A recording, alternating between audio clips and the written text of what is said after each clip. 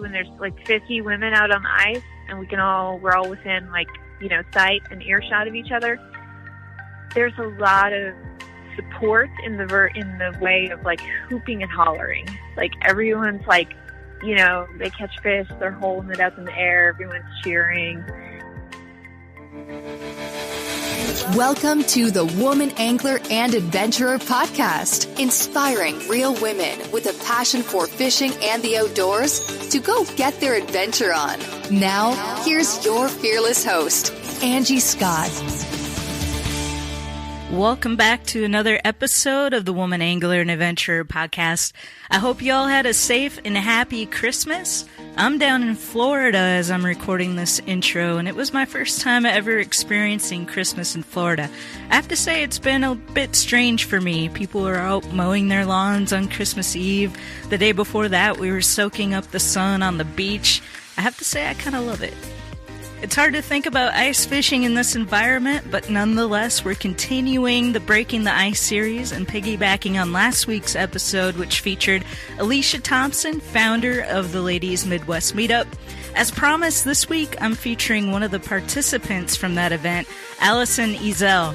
Allison is actually from Missouri and works at the Bass Pro Shop headquarters in Springfield. She had never ice fished before when she joined up with the first Ladies Midwest Meetup event, but she loved it so much that she went back for the second year, and we're going to talk all about her experience on this week's episode. I think you're really going to enjoy it. Also, in case you missed it on Facebook, the accompanying article that I've been talking about, the Breaking the Ice feature article in Trailer Life magazine, has been posted online now, so you can go check that out.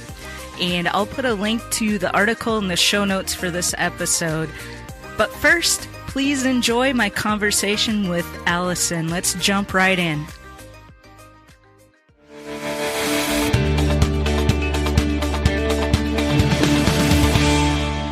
Have you been to both, or just the second one, or both of them? Yeah, okay.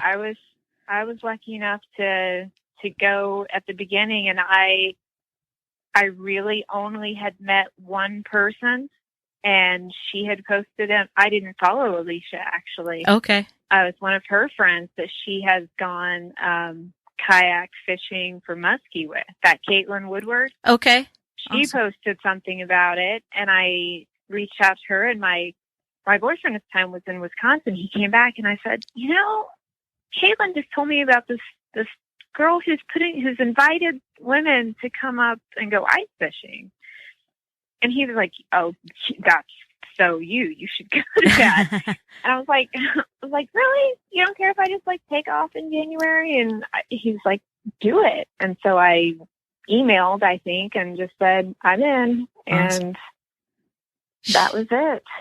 She might have been the one who told me about it. I don't know. I need to go back and find out, but so that's cool. And now, where are you from, first of all? Are you from that area, or? Close by. Okay. I grew up over in Kansas, but it's the very southwest corner of Kansas. So it's right up against Missouri. It's technically still part of the Ozarks, which is, it's the bottom part of the Midwest. And that is only really like less than an hour and a half away from here. Yep. So I don't feel like I'm too far from. Right. I kind of claim Springfield because it's better well known. Right. The bigger city. Yeah. So had you been ice fishing before this opportunity had come up? Had you had any experience with that? No. Okay. None. So what? You're from Nashville, or yeah. You live in Nashville? Well, I'm from Minnesota actually originally, but I moved to Nashville a little over 20 years ago. So I've been in Nashville for a long time, but I grew up in Minnesota, and I moved down here when I was 21. And what drew me down here was the music industry. So I work in the music business. Hence why I've been to Branson several times, actually, is kind of through my connections in the music industry, but I also have some friends that live there now. So, but I personally hadn't had much experience. Even growing up in Minnesota ice fishing, it just wasn't something that my family really did on a regular basis. My dad went every now and then, and he took us once when I was really little, and it was one of those deals where we're sitting on a bucket out in the middle of the lake with a hole, not catching anything. And I was like, yeah, I don't really get this, so it just wasn't anything I really did. And so I've probably ice fished more in the last couple years than I have in my whole life, but it's been kind of a different style where we've got the pop-up hubs, the insulated pop-up hubs, or an actual, hard shack. And so that's kind of a whole different level. And I'm like, okay, I get this, Yeah, exactly. And I think that's what most people down here think of when I say ice fishing. They think they're sitting on a bucket out in the middle of the lake, very, very slow, very boring, very cold. Like they just don't get it. Right. Like they don't see the draw. And so when I kind of was like, I've shown pictures and stuff like that, they're like, oh, well, that looks like a lot of fun, actually. And I'm like, yeah, it's actually pretty great. So. Yeah. So what was it about that first, when Caitlin reached out to you that first time about it, that like drew you and said, yes, I want to go do this? Well, I have done some, solo trips, and then I had done some things. I had sort of started doing things with just women very intentionally.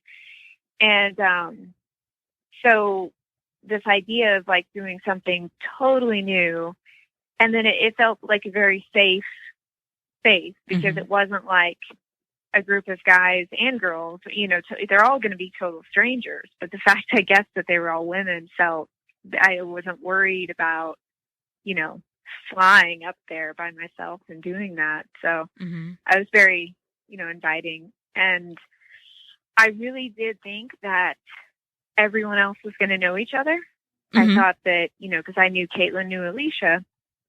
And so I was kind of expecting to be this like new kid and be meeting everyone.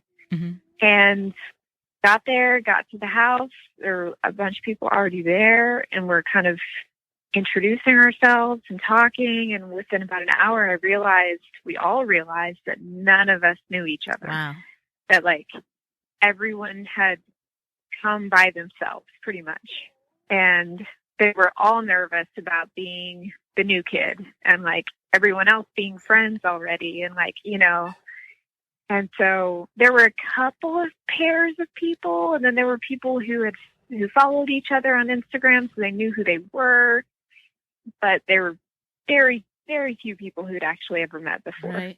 Wow. That is so awesome. Yeah. So when we realized that, we were even more blown away.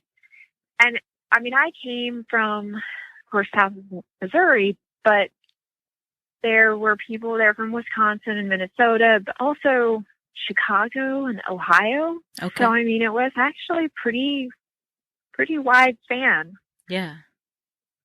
That's awesome. It's kind of reminding me of, I used to watch that show Big Brother, where they would like just pull all these people in on that, nobody knew each other, and then they got to like live in a house for however long. But I mean, at least you have this common interest in just the outdoors and experiences and doing something new for some people. I mean, how many people do you think were part of that didn't have much ice fishing experience prior to that opportunity? I think that there were only 2 of us who had never ice fished before. Okay. So what was the overall experience like? So once you all figured out, nobody really knew each other that well, how did that go? Well, it was, everyone had, like you said, common interests. I mean, even those of us who had never ice fished before or hadn't done it much, we were all big outdoors women. And we all either hiked or hunted or fished. And so, we definitely had things in common. Everyone was pretty young, actually. And then once we got going, I mean, of course, some people sort of, naturally kind of grouped up, but then we all split up at times. We'd sit with different people while we were out there. The second year it grew to over 50 people. Mm-hmm. But I definitely think there will probably always be just a little bit of a bond between us, like we're there the first year. And we were just shocked that it was 20. I mean, like, I still can't believe that Alicia basically just put something out on Facebook and Instagram and 20 people drove hours to get there. But no, she, the thing with it being all women is that even the ones who have done it a lot of them fish with their dads, their husbands, their brothers, and their friends. Mm-hmm. And most of them had never really been ice fishing with other women only. And so I think that with a lot of fishing, there are certain roles that the guys do, and then, they just seem to do that every time. Mm-hmm. Whether it's like they're the ones that put up the ice shelter, or they're the ones that get the Vexilar turned on and the settings all figured out, or they're the ones that actually drive out on the ice and stuff like that. And with this, all that sort of role separation just went away. And so, like I said, the women who had ice fished many, many times before, they were even doing certain things that they'd never done themselves before, because their husbands were always the ones to do that task or something. So I thought that was really cool. That, like, seemed like everybody learned stuff. And then even the ones who were veterans and, really knew what they were doing and had done, this kind of stuff on their own before, they just sort of naturally became teachers for the rest of us. Right. That's so cool. Yeah. I love that. I love that it kind of forced certain ones kind of out of their regular comfort zones, which is so cool, because what a perfect venue to do that in. Because, if you're used to your certain roles with your boyfriend or your spouse, to step over those lines might not work so well. But when you're out there with a different group of people, it's kind of like, that's such a great opportunity to experience that, because it's like, okay, they've seen it done probably many, many times, but they've never actually done it themselves. But they don't have that person like kind of breathing over their shoulder saying, you're not doing it the way I would do it, or, Yeah. So that's cool. Yeah, exactly. Were there any stories like, from that first year in particular that like pop out in your mind as a awesome memory?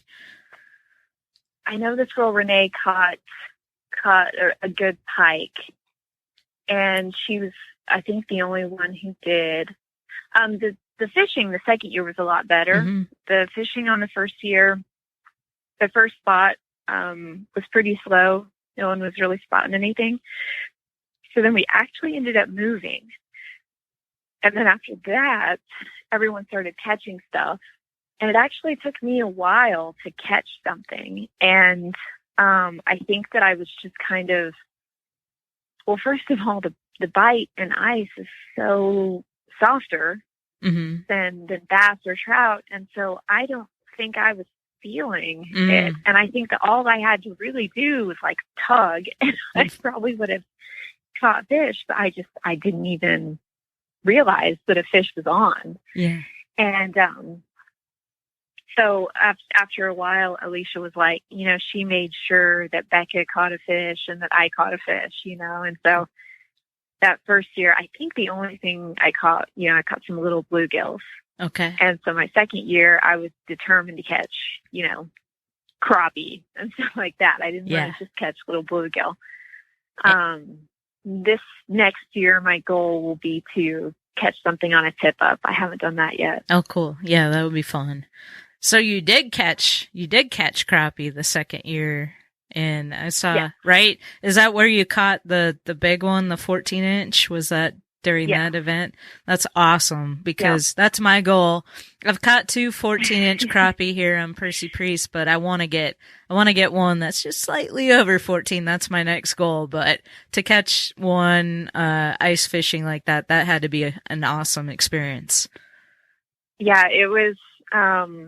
I don't remember what I was saying before, but I remember the red on the little Vexilar was really fat.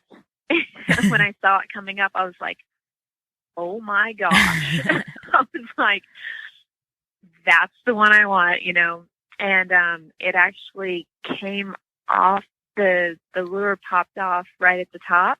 Mm-hmm. It came loose, but it was just sort of, its head was already out of the water, and it just sort of sat there for a second, and I dove in off my chair, plunged my hands in there and flipped it out with the ice. And I just, I think I had a little GoPro going. So it's not a great video or anything, but I did go back and realized how badly I nerded out. I was just like freaking out over it. Yeah, that's exciting. I mean, that 14-inch is a very nice crappie. So that's awesome. What was it like learning the Vexilar? I remember when I was first kind of watching, I was like, how does this thing work? What do these colors mean? Do you remember what that was like, trying to figure that out? Yeah, I had absolutely no idea going into it. Alicia would say, don't worry, we'll have everything you need. Just bring these items. And so I came pretty ill prepared as far as gear goes. And so when they gave me one of those to borrow, they're turning it on and showing, and I was just like, oh my gosh, we can actually see what's going on under there. And yeah, I was like, okay, well, this is like a video game, right? Yeah, it's like video game fishing. So, yeah, totally. Yeah. Cool. So it's been funny. I have explained it to a lot of people at work, and they always have these blank stares. They're like, I don't get what you're saying, but you can see the fish on the screen. And I was like, well, no, they're just little lines, and so I definitely have had a lot of people either say, I'm really jealous that you're going up there again, or you're crazy. I don't know how you can go up there in the freezing cold and sit outside and fish. And I said, well, it's actually really awesome. I mean, if you're prepared right, it's not cold at all. And that is true. We've had really nice weather both times, but I mean, you really don't get cold. Right. If you're dressed appropriately, then you really don't. Yeah. And then there's something about the camaraderie when you're out there on the ice and you're drilling the holes and you're finding the spots, you're drilling the holes, all that stuff. What are your thoughts on that? Is there some words you can give to kind of describe to people what that's like? Well, and I've never been ice fishing with men, I don't really know how they act when they catch something. But I can tell you, when there's 50 women out on the ice and we're all within sight and earshot of each other, there's a lot of support in the way of hooping and hollering. Mm-hmm. Everyone's they catch fish, they're holding it up in the air, everyone's cheering. Especially when the tip-ups, when flags are going up and people are running, anybody who can just drops their stuff and runs over there just to watch and see what they pull up. There was a girl, Shelby, who caught an enormous fish on her tip-up this last year. And she just was surrounded by probably 20 girls with, phones and cameras taking her picture. And it was insanely supportive. Yeah. And I mean, they're just, no one no one didn't get along or anything like that. The way Alicia has it, there's a lot of time to socialize. And I do remember the first year, probably the most memorable thing we did as a group wasn't even on the ice. It was afterwards. We were out, just hanging out, and I don't even know what song it was, but everyone was dancing, and I was like, all right, I'm just going to walk through, you guys. And I walked through with a camera, and everyone was just, dancing and singing. And it turned out just to be a really, really cute video. And it just showed that, like, we had only known each other for less than a day, and we were just having such a good time together. Oh, so cool. Makes me want to go. I hope it gets to happen. Are you gonna go this year? I will. I definitely will. If it happens in 2021, I will definitely be there, because that just sounds so amazing. And I was kind of FOMO the first couple years too. So, so yeah, definitely. Well, I love the idea of, women supporting women. And I've probably done 10 or 12 trips or adventures where I'm either by myself or just with women. And it's just a completely different experience. Mm-hmm. And like I said, you learn in a different way. You definitely learn more. And like, as far as men going, like, we have a lot of men who are very supportive. Yes. That we go and do these things. And I don't know what man wouldn't want the women in his life, whether it's his mom, his wife, his sisters, his daughters, to have the ability and the knowledge and the confidence to go out and do things like this and not be like in some sort of distress or at the mercy of needing help. Right. I think that when we as women want to go do things that we're a little intimidated by, there's always this like nagging question in the back of our mind, like, what if I need help? What if something goes wrong? What if I need somebody there who is stronger than me, that can, lift something, carry something, fix something? And when we go and do these things, we realize that we're a lot more capable than we thought we were. Mm-hmm. And like you said, we don't learn by watching, we learn by doing. Mm-hmm. And so I think we've all come out of this with a lot more ability, a lot more trust. Where we get so intimidated by asking questions and having to rely on somebody. But what Alicia has done with this event is given at least 50 women a lot more confidence and a lot more skills.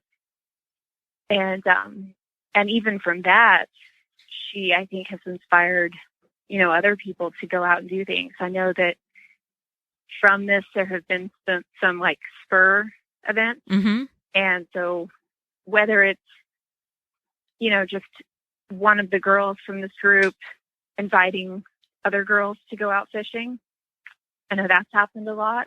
And that Christine Fisher, who everyone should know who she is. Yes. She was inspired by Alicia's event and put together kayak fishing. Yeah. And there were about 50 women from all over that came to that. And, my favorite part about that, it didn't really happen on the ice, but it happened with this kayak event, was that we sat around in these cabins and we opened up our tackle boxes and just started asking questions that we're normally too intimidated to ask anyone else or too embarrassed to ask. And so people are holding up lures like, I don't know what this is. Like, what is this? How do I use it? Why is it in my tackle box? What am I even fishing for? And sometimes most of the people in the room had no idea, but one person might be like, I know what that is because I'm from Texas, and we use this for that. And Christine would just go through lures and line and all different. She would just grab people's combos and just start talking about the difference between them and how, what's good for what. And that's probably what I realized. Like, no one asks these questions until you get into this like very safe space. Mm-hmm. And then all of a sudden you're just like, I've always wondered this. I'm just going to ask it. Right. I don't care. And Yep. then you realize that everyone else has questions too, and we're all dying to get help. So, so like I said, they've been insanely supportive. Awesome. That's so cool. I missed that event too. I had a conflict that week and I wanted to go so bad, and it's not that far for me. So I was totally like, oh, I need to go to that. And then I think it was one of my club tournaments. Now looking back, I probably would have skipped the club tournament and gone to that event. So hopefully that happens again as well, and I will definitely be there. But cool. Well, what do you think 2021's going to bring for the event? Do you think it's going to even grow bigger? I mean, assuming it's able to happen, which I really hope it is, like, yeah, exponential growth again. I think that, you know, I know Alicia did everything herself the first year, Mm-hmm. and that was just a lot of work. And so I know some of the girls that live around her really chipped in and helped get everything set up before. So she had some help from them and from her family. I don't know how she's going to handle growth, like in terms of numbers. Right. I mean, she will have to have another Alicia in Mm-hmm. order to probably to keep growing it, but I'm sure she will figure that out. And so I don't know if she told you this, but a friend of mine, Ronnie Green, has a TV show with CBS Sports called A Fishing Story. Yeah. And he's actually supposed to come to next year's event, and they're going to film the event. And then the next day he's going to go ice fishing. It'll be his first time, and Alicia's going to teach him. Cool. And we'll film the episode, and he will interview her Sweet. all about these events that she's put together. Yeah. So, Oh, that would be awesome. I'm excited about Yeah. that. Cool. Very cool. so I don't know how many views she'll get, but I'm sure every time there's an article or an interview or something about her, I'm sure more and more people are going to be signing up. I know she's doing she's branched out into the kayak events Mm-hmm. this year too. So she's taken on more and more. Well, good deal. Well, thank you once again. I sure, and it's great that we connected, you know. I love connecting with more and more women that are into fishing and all of that. So, very cool. And we'll definitely stay in touch. Yes, for sure. All Or right. go fishing or hiking Yes. if you want to do any hiking. Yeah. So good here. Awesome.